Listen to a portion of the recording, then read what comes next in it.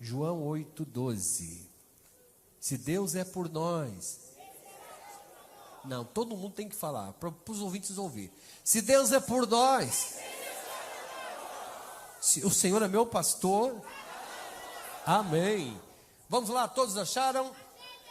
8 de João, versículo 12, que diz assim: falou-lhes, pois, Jesus outra vez, dizendo: eu sou a luz do mundo. Quem me segue não andará em trevas, mas terá a luz da vida.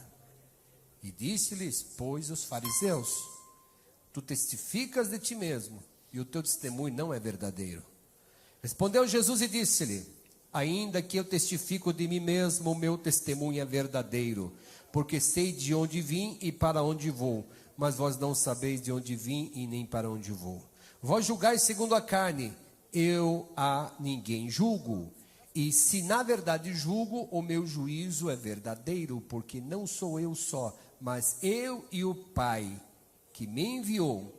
E na vossa lei está também escrito que o testemunho de 2 homens é verdadeiro. Eu sou o que testifico de mim mesmo, e de mim testifica também o Pai que me enviou. Amém? Pode sentar, pode tomar seus assentos. Louve e engrandeça o Senhor.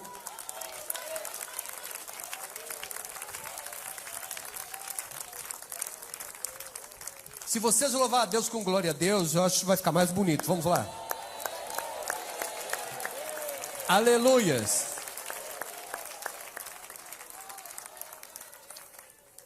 Irmãos, nesse texto sagrado, nós temos muita coisa para explorar desse conteúdo sagrado. Ah, Jesus é a luz do mundo, tá, e daí? E daí que eu quero colocar diante de todos vocês, que só existe aqui, meus irmãos, 2 pontos interessantes que todos sabem, que é, ou andamos na luz, ou andamos nas trevas. Quem anda na luz não tropeça, mas quem anda nas trevas vive caindo.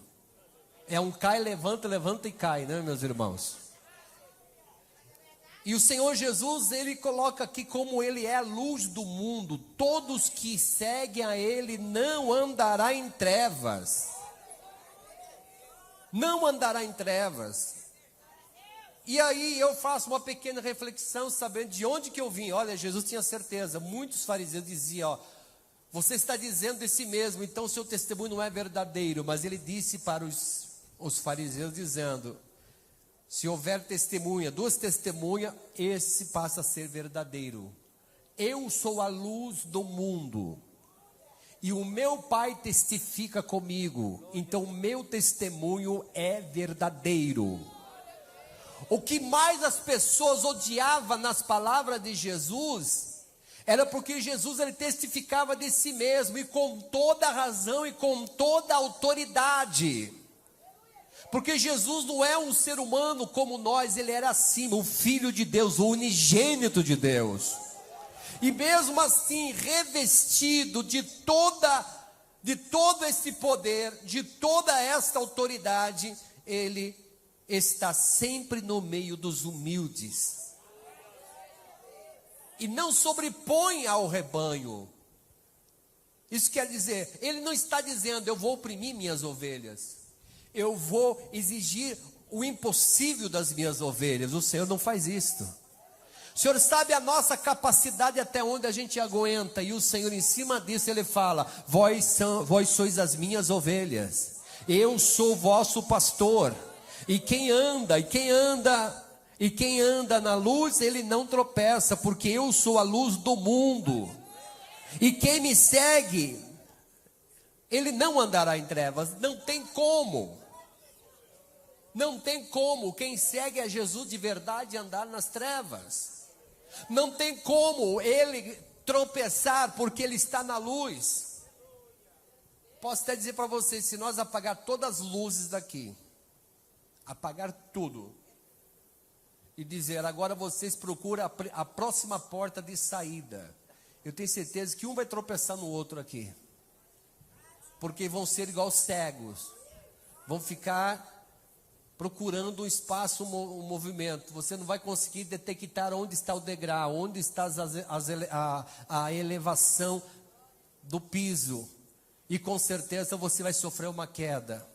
Mas quando a luz está acesa, você tem certeza e segurança do que você vai fazer, você não vai sofrer nenhuma queda, porque você está enxergando. Crente que anda na luz, ele enxerga. Crente que anda na luz, ele vê. Crente que anda na luz, ele sente a presença do Espírito Santo, e também quando o inimigo está se aproximando dele. E quando isso acontece, o que devemos fazer? Quando isso acontece, meu irmão, o que nós devemos fazer? Se você está percebendo que o inimigo está se aproximando de você, você como crente que está andando na luz, qual é o seu papel? Só orar resolve? Só orar resolve? Porque tem crente que ora e não vigia. Tem crente que ora e não vigia. Tem crente que ora, jejua, mas não enxerga, não consegue ver. E a Bíblia diz: olhai, vigiai e orai. Olhai, vigiai e orai. E aí a gente vê nesse assunto, nós vemos esses dois pontos. Existem dois caminhos do ensinamento desta palavra. Os que andam na luz e os que andam nas trevas. E a diferença de ambos é muito grande. De fato, que todos aqueles que andavam nas trevas, você sabia muito bem como era a sua vida no passado. Você sabe o quanto você sofria. E o quanto você estava com o seu entendimento voltado para as coisas erradas e achando que estava fazendo certo. Não medindo e não pesando as consequências dos seus atos, das suas atitudes, do que você falava, do que você fazia. A partir do momento que você conhece a Jesus Cristo, a sua vida resplandece de luz. A sua vida parece assim: olha, poxa, agora estou vendo tanta besteira que eu fiz no passado, e hoje eu vejo que o Senhor não se agradava das minhas atitudes no passado. Somos 100%? Não, precisamos melhorar muito. Precisamos melhorar a cada dia. Precisamos rever muitos pontos da nossa vida que precisa melhorar. Mas nós vamos chegar lá, vamos melhorar, a partir do momento que o nosso coração esteja aberto para receber os ensinos do Senhor Jesus Cristo, e principalmente quando Ele afirma com toda certeza: eu sou a luz do mundo.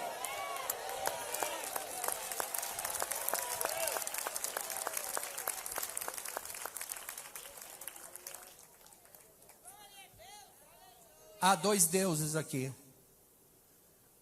O Deus da luz do mundo, que levará os seus servos à eternidade para uma vida de delícia. E um Deus com D minúsculo, que se chama Satanás, o príncipe das trevas, que engana milhares e milhares de pessoas para levá-los à perdição, para levá-los à destruição. E vamos encerrar esta mensagem de hoje, principalmente colocando esses pontos para a vossa reflexão. Então, quero que vocês tenham aí papel e caneta para fazer essas anotações, porque vai ser muito importante nós fechar esta tarde de hoje, esta palavra, com esses pontos que vamos colocar diante de vocês. E não tem jeito de dizer ou refutar essas verdades, porque a verdade de Jesus, ela é esclarecedora, não deixa dúvidas no nosso coração. Então eu concordo com todos quando você louva a Deus e tem isso. Quem tem Jesus tem tudo. Quem tem Jesus, ele tem felicidade, ele tem paz, ele tem alegria, ele louva na tribulação, ele louva na angústia, nas perseguições, ele sabe se comportar como um crente. E a gente nota, meus irmãos, na Bíblia Sagrada, na minha, na vossa Bíblia, você pode adquirir vários pontos de homens e mulheres que colocaram a sua fé em Cristo Jesus e não negaram por nada o nome do Senhor. São homens que não ficavam em cima do muro. São pessoas que não davam ouvido às coisas que desfocassem ele da presença de Deus, da direção de Deus. Ele pisava e os seus passos eram em lugar firmes, porque sabia que onde ele estava pisando estava sendo na vontade de Deus. Ele não partiu para uma vida cristã para aventurar-se, porque alguém falou que ser crente é bom, então vou me aventurar. E isso não é aventura, é coisa séria. É coisa séria, meus irmãos.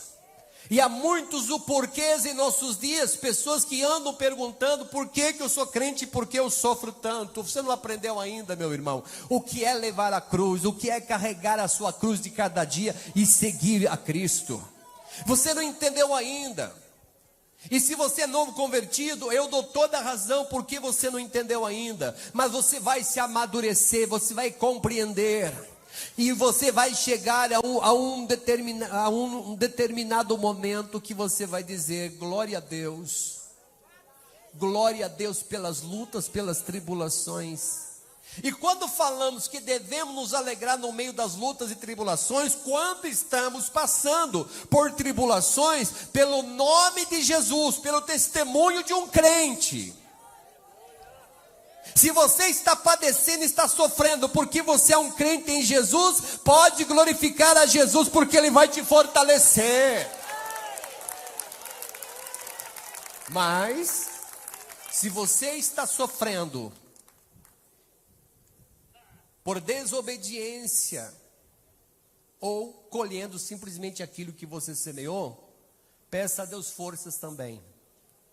E pare imediatamente de semear as sementes daninhas, as que não vai produzir, aos que não irá trazer para você felicidade. Você já ouviu lá, irmãos, quando Paulo diz sobre a alegria do lavrador? A alegria de um trabalhador lá na agricultura, ele prepara a terra, cuida da terra, lança-se a semente e não abandona o local, ele fica ali só observando, rega, vai para a irrigação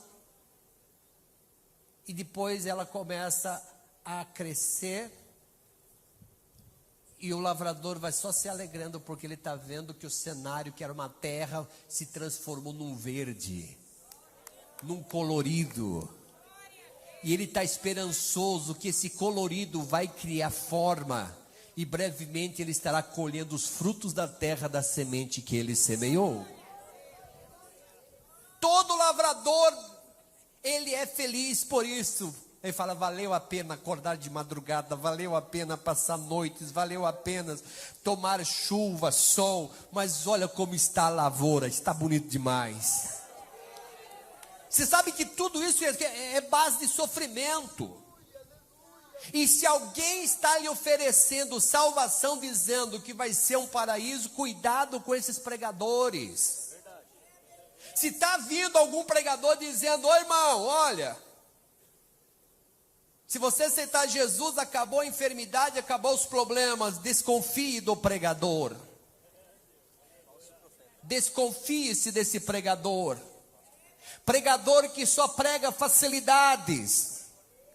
Pregador que só prega facilidade para as pessoas. Ah, pastor, não posso falar muito pesado, porque senão o povo vai embora. Aqui é diferente. Quando o povo é esclarecido pela verdade, o povo glorifica e fica mais apegado e mais enraizado em Jesus. Essa é a diferença. Eu não sei por que há pregadores que não gostam de falar a verdade para o povo. Tenta trazer uma mensagem light para o povo, dizendo: eu não posso ofender na palavra. Irmãos, mas queira você ou não, nós quando estamos na presença de Deus, na dispensação de Deus, nós estamos aqui para ouvir não o que queremos, mas o que precisamos ouvir da parte de Deus. E através de uma palavra, o Senhor pode nos repreender, nos castigar e nos exaltar também.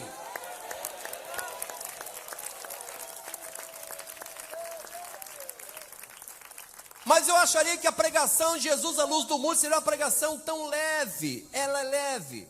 Mas quando Jesus fala, eu sou a luz do mundo, é porque também tem o lado oposto, que se chama trevas.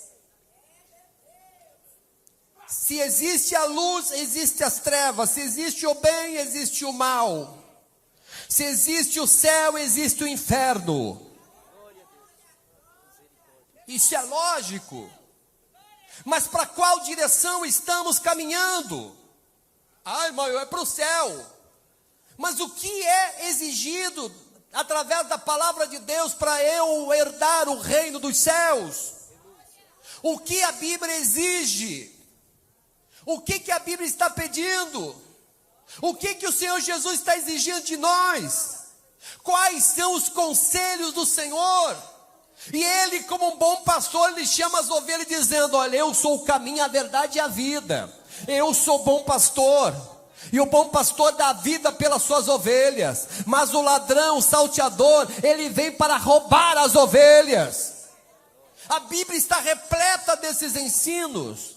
Só que a gente pega, irmãos, num versículo tão isolado, e achamos que a pregação de um bom pastor é aquela pregação que não mexe naquilo que eu mais gosto de fazer, que não é da vontade de Deus. Irmãos, fazer uma renúncia exige um esforço gigantesco da parte do ser humano. Fazer renúncia não é fácil. Nós podemos demonstrar nas vestes, da maneira de falar, na maneira de se comportar, que estamos fazendo uma renúncia. Mas lá no interno, lá no íntimo, como é que está sendo feita essa renúncia? Será que está havendo renúncia da vossa parte, de muitas coisas? Ou será que eu uso esses meios para tentar me justificar? Tentar justificar diante da prova, diante da situação, diante do trabalho, diante dos problemas. Por mais que seja a sua melhor justificativa, para Deus não é justificável. Ai, mas eu preciso arrumar uma desculpa. Aí ele entra no meio da invenção das desculpas. E as desculpas são as mais variadas. E geralmente quem inventa as mais desculpas é aquelas que não conseguem ver o seu reflexo no espelho. São aquelas pessoas que não conseguem se enxergar. São aquelas pessoas que quando se olha no espelho se acham o santo, o melhor de todos.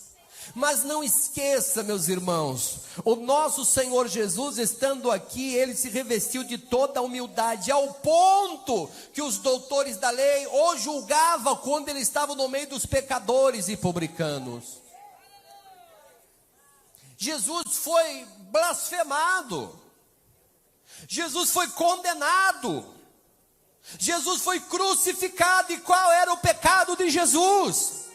Qual era o pecado que Ele praticou?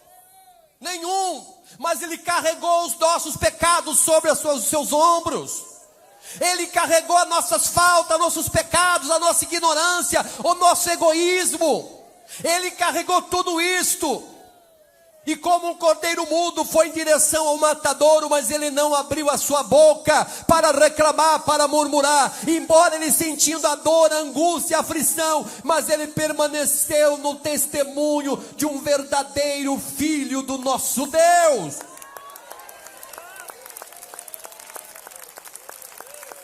Jesus não tinha pecado, mas os nossos pecados pesou sobre os seus ombros.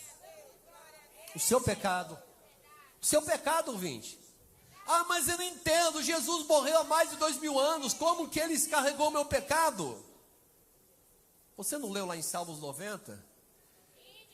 Que um dia para o Senhor, que 1000 anos para o Senhor é como um dia de ontem que se foi?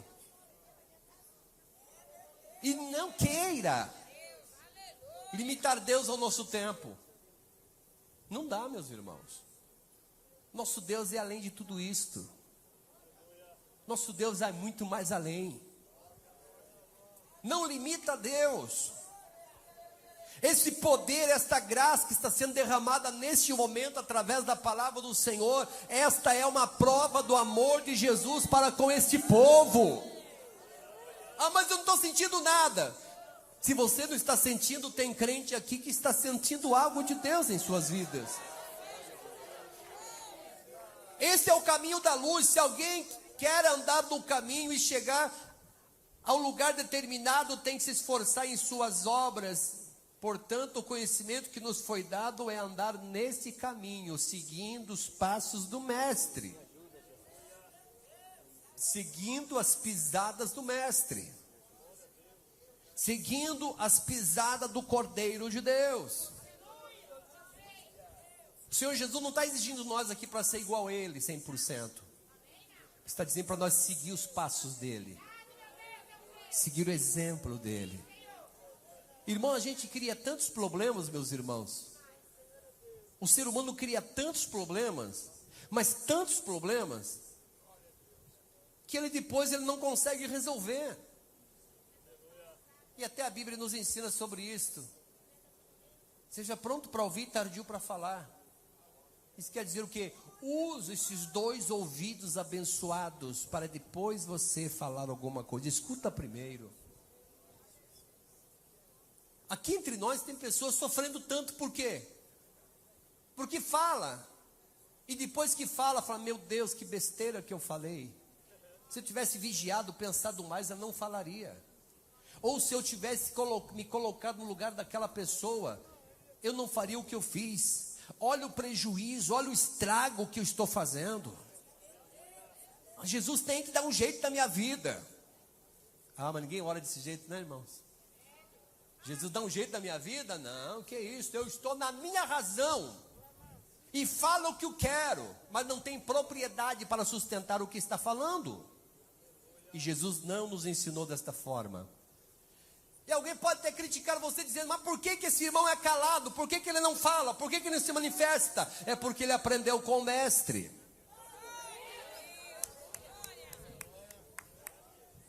Quando eu lembro daquela cena, daquele povo com pedras na mão para apedrejar aquela mulher, chegaram até o mestre dizendo, mestre, essa mulher tem que ser apedrejada porque ela é digna de morte pelo pecado que cometeu.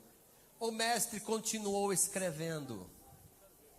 Mestre, está nos ouvindo? Estamos aqui com um problema sério. Pela lei de Moisés, nós temos que apedrejar. Nós já viemos preparados, estamos com pedra na mão já, viu? Não precisa nem pedir.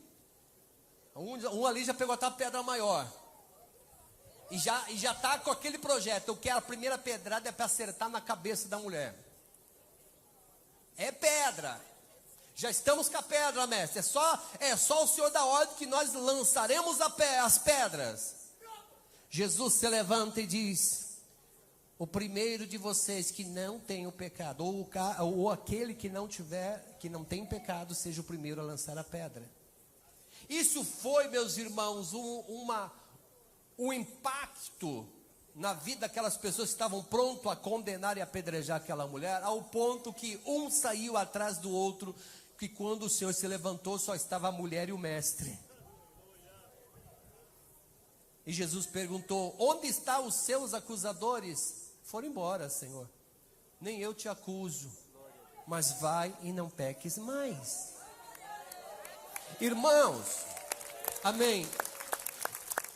E um dos pontos que a gente vê nos nossos dias, o mais difícil que há no meio dos crentes é ele reconhecer o seu erro, o seu pecado, e o pior ainda é ele se humilhar e pedir perdão. Ah, não, porque se eu pedir perdão, eu vou demonstrar para o povo que eu sou uma pessoa, um coitadinho. Eu não quero passar esta impressão para todos. Eu não quero passar isso para as pessoas. Todo mundo tem que ver eu como um crente, de bom testemunho, cheio de Deus. Todo mundo tem que falar assim: ô, meu irmão abençoado, Deus está na sua vida. Aí o coração da gente chega, olha, aquela massagem no coração, né? Ô irmão abençoado, cheio de Deus. Eu sou mesmo. Ô irmão, quando abre a boca sai fogo da sua boca. Esse sou eu mesmo, eu mesmo. Ô cantor que canta bonito, eu mesmo. Ô pregador que prega bonito, sou eu. Mas quando vem uma palavra, se converte, meu irmão. Isso não é não, irmão. Que isso? Isso não é para mim não. Já sou convertido. Não falo tanta língua estranha, mas ainda eu sou convertido. Ninguém quer ser repreendido, mas todo mundo quer ter seu ego massageado. Quer que recebam elogios que venham levantar ele cada dia. E cada dia ele acha que está com mais autoridade, está podendo mais. Mas tem dia que o Senhor pede para nós parar um pouquinho, abaixar um pouquinho e falar: olha, você deve aprender comigo que sou manso e humilde de coração. Vou passar agora, irmão, para vocês. Mas antes gostaria de fazer uma pergunta a vocês, os ouvintes de casa. Quem de vocês estão andando na luz? Aí levante a mão. Quantos de vocês andam na luz? Como assim andar na luz? Andar em Cristo, com Cristo. Então eu vou colocar aqui alguns pontos para vocês anotar aí e, olha, tentar gravar tudo isso que eu vou passar para vocês. Se você anda na luz, deve amar aquele que te criou. Se você quer andar ou está andando na luz, teme aquele que te formou. Se você quer andar na luz, viver em Cristo, glorifica aquele que te resgatou da morte. Se você anda na luz, você tem que saber, seja simples de coração e um rico de espírito. Se você é um crente que anda na luz, não ligue para aquelas pessoas que andam no caminho da morte, mas andam no caminho da vida. Odeia tudo aquilo que é desagradável a Deus. Odeia toda a hipocrisia. Mas no meio dos crentes não há hipócrita, né, meus irmãos? Não abandone os mandamentos do Senhor. Não te engrandeça a ti mesmo, mas seja humilde em toda circunstância. Não planeje o mal contra o seu próximo. Não planeje o mal contra o seu próximo. Aqui eu faço questão de frisar uns pontos para vocês. Uma das coisas que corta relacionamentos, isso não estou falando uma vida conjugal somente, estou falando na igreja. Um dos pontos que corta o relacionamento, infelizmente, é isso que eu acabei de dizer para vocês. Pessoas que carregam maldade no coração. E a gente vê, irmãos, que está em alta nos nossos dias, a mentira, o engano. Tudo que chega para você, você é bombardeado a todo momento com tantas informações e no meio dela vem embutido uma grande porcentagem de mentira e engano. E você fala, é de Deus isto. Só que quando você começa a ser afetado com essas coisas, você vai quebrando o relacionamento que você tem com Deus e com a igreja. Você passa a olhar para os irmãos, como já tem alguns que chegam dizendo assim: ô irmão, aqui nesta igreja eu estou passando uma perseguição. E ninguém está perseguindo ele. Ô irmão, estão me perseguindo. Ninguém está te perseguindo, meu irmão. Ninguém. Esta igreja está de portas abertas. E se Jesus nos abraça, nos tem aqui com os braços abertos, quem somos nós para impedir isto? O amor de Deus é um amor que abrange todos. Mas tem alguém que está com esse complexo tão grande, dizendo: olha, eu estou nessa igreja passando luta porque tem irmãos me perseguindo. Ele começa a carregar o mal contra o seu próximo. E ele começa a se distanciar. E uma das coisas que faz o efeito rápido, mas é rápido, irmãos, rápido, é quando alguém, um mensageiro do inimigo, chega até você e fala: o irmão, aquele irmão que você tem amizade com ele falou mal de você, pronto, é o que bastou. Ele já não consegue olhar para aquele irmão com aquele olhar de misericórdia. Ele entra já num momento, numa fase de se vingar. Não quero nem conversa com aquele irmão mais. Não quero mais. E isso, meus irmãos, vai afetando a vida espiritual do crente. Vai afetando a comunhão dele com a igreja. E muitos deles participam da Santa Ceia nesta situação. Não, eu pedi perdão a Deus, o restante está tudo certo. Não está certo nada, meu irmão. Você tem que reconciliar com o seu irmão. Você tem que se reconciliar com ele. Tem que haver a reconciliação. Não te engrandeça a si mesmo, mas seja humilde em toda circunstância. Não planeje o mal contra o seu próximo. Não te entregue à insolência. Não pratique a prostituição, nem o adultério, nem a pederastia. Não divulgue a palavra de Deus de qualquer forma. Seja um crente fiel. Não faça diferença entre pessoas ao corrigir alguém por sua falta. Ser manso, tranquilo, respeitando as palavras que ouviste. Não seja vingativo para com teu irmão. Mas isso não tem em nosso meio não, né, irmão? Crente que está querendo vingar do outro. Crente que quer destruir a vida do outro. Irmãos, eu digo para vocês, nessa circunstância vocês podem dificultar um pouquinho mais o trabalho do Espírito Santo, mas isso não vai impedir que o Espírito Santo atue num trabalho profundo. Está impedindo Deus trabalhar? Você está dificultando o fluir de Deus. Pelo seu mau testemunho, pelo seu mau comportamento, porque você não está andando na luz, está andando nas trevas. E aqueles que andam nas trevas, mais uma vez eu reitero, vocês irão tropeçar. Vocês irão tropeçar. Não sejam cobiçosos. Não sejam cobiçosos. Não incite a ira do seu filho. Ajude-o. Estão vivendo uma era tão difícil, meus irmãos. Tão difícil. Que já não existe mais o diálogo dos pais para com os filhos. E infelizmente o mundo está o doutrinando.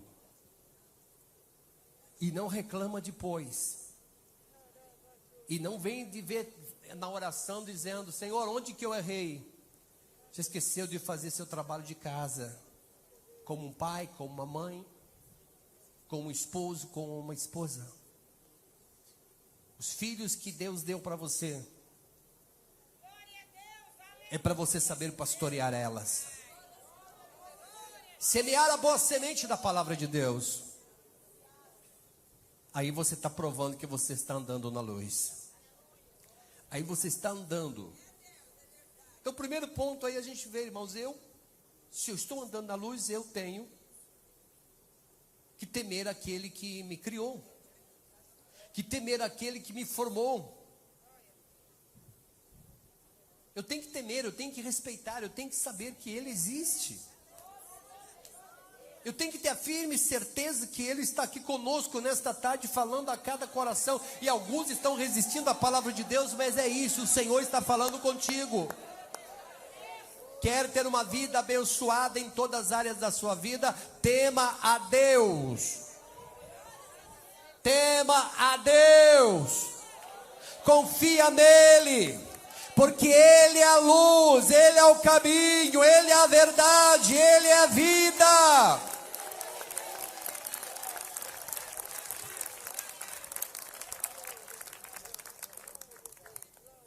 Seja, irmão, a pessoa que tenha certeza que você vai chegar ao destino final. E esse destino final é a vida eterna com Cristo Jesus, o nosso Senhor. A vida eterna. E esta palavra, meus irmãos, que você possa levar para a sua casa, que você possa refletir, parar de se preocupar com a vida de outras pessoas e cuidar um pouquinho mais da sua vida. A gente perde tanto tempo tentando consertar a vida alheia e esquece da vida da gente. Quem já percebeu isso? Tem pessoas assim que se preocupam tanto com vidas alheias e esquece da vida dele. Mas primeiro, para você ajudar outras pessoas, você tem que estar, irmãos, na posição para ajudar. Se você não tem isto, busque, que o Senhor tem para te dar. Ele vai te revestir, Ele vai te dar forças.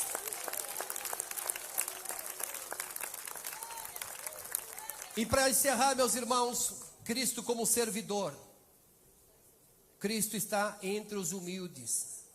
Ele carrega os nossos pecados e sofre por nós.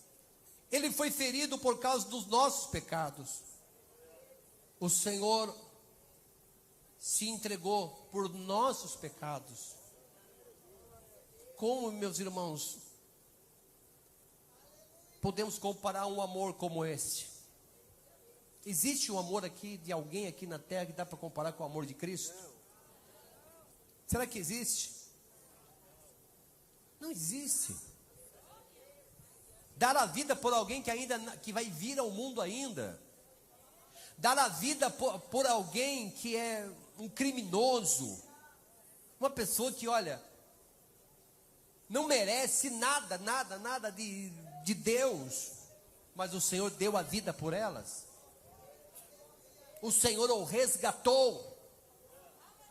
Veja como éramos no passado, a vida que levava, uma vida pecaminosa, uma vida longe de Deus, uma vida distante do Senhor, uma vida que hoje a gente nota e fala: meu Deus, de onde eu vim? Se estou aqui é devido à revelação e amor de Jesus Cristo para comigo.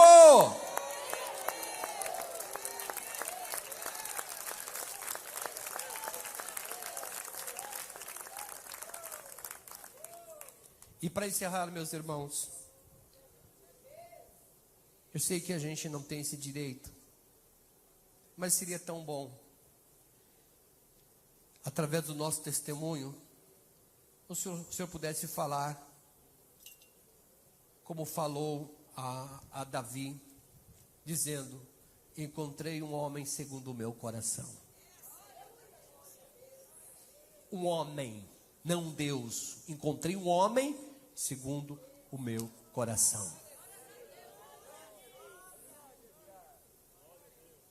Davi era um homem sujeito às paixões, mas havia um diferencial dentro dele, no coração dele: a confiança e entrega total em Deus. Se você fosse um Davi, o que você faria? Se você estivesse na posição do rei Davi, o que você faria? Confiaria nos seus cavalos, nos seus cavaleiros? Ou faria que nem o Davi fez? Eu tenho um exército ao meu favor, mas eu confiarei no meu Senhor.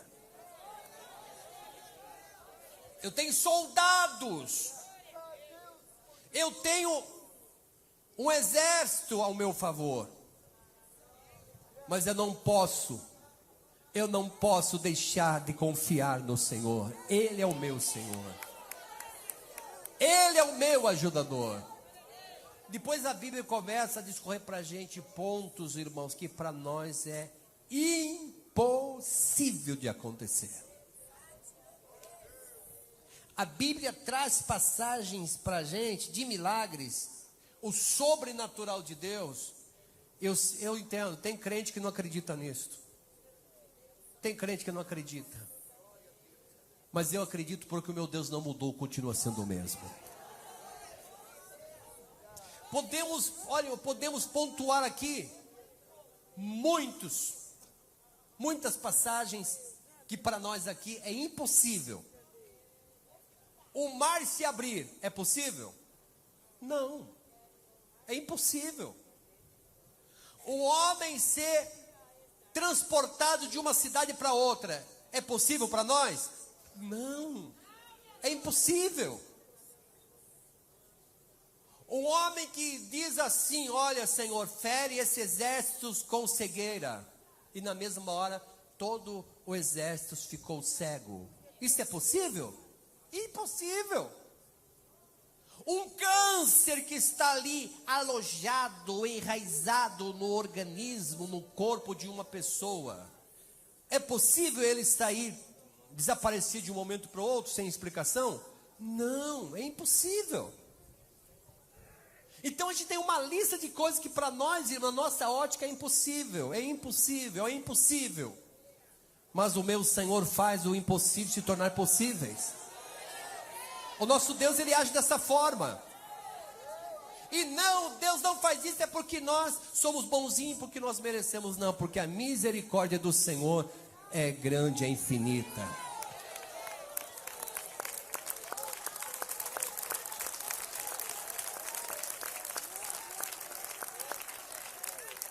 Aí a gente vai se amadurecendo e vai entendendo o porquê que Deus nos prova, o porquê que Deus permite que as provações venham até nós.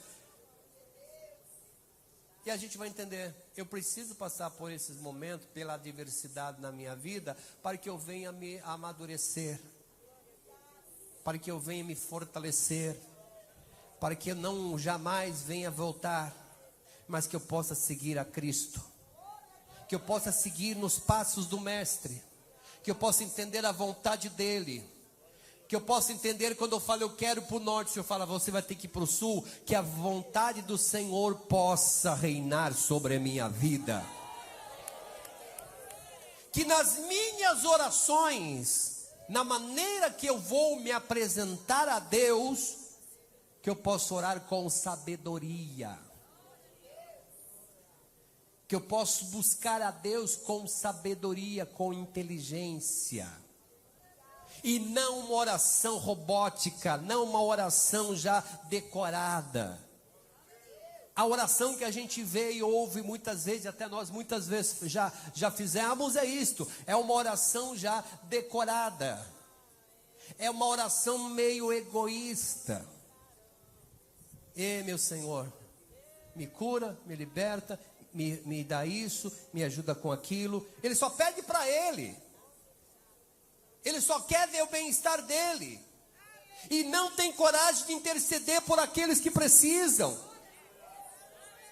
Orar com sabedoria, com a direção de Deus. Não é aquela oração que eu determino, eu profetizo. É aquela oração de um crente humilde, quebrantado, que se chega na presença de Deus dizendo: eu não posso, Senhor, mas o Senhor pode.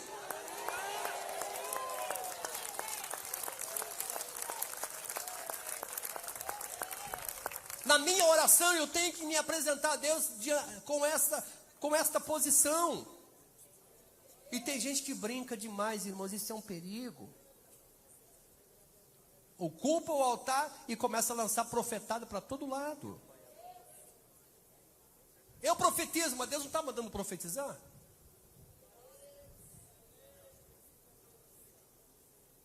Vocês já ouviram isso? Até na nossa igreja acontece isso.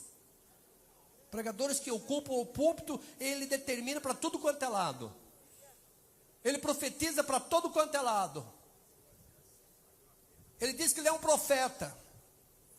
Mas a maior profecia está na sua mão, que se chama Bíblia Sagrada, e isso devemos respeitar e temer. Temos que tomar muito cuidado, meus irmãos. Com o nosso Deus não se brinca. Não se brinca. Não se brinca.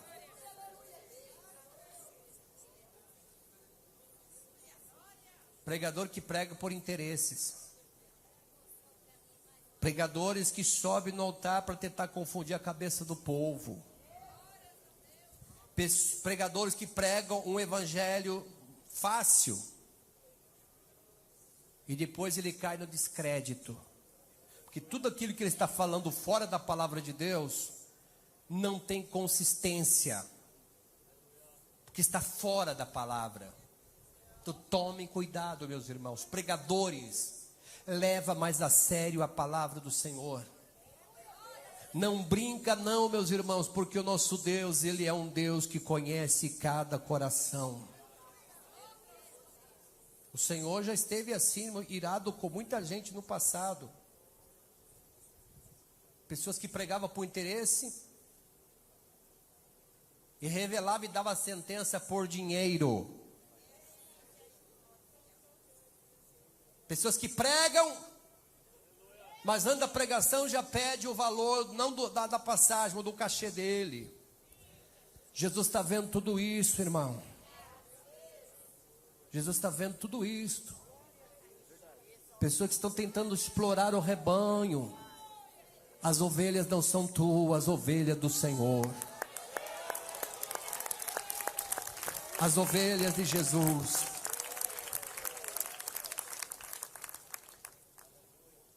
Então vamos, irmãos, nos cuidar. Pregadores do Evangelho. A responsabilidade é muito grande. Estou falando aqui, vocês todos aqui olhando para mim, com as antenas ligadas, olhando, talvez fazendo seus julgamentos. Não pense que é fácil estar nessa posição. Não pense que é fácil, meus irmãos. A responsabilidade é grande. Mas peça a Deus misericórdia, que o Senhor cuide do rebanho.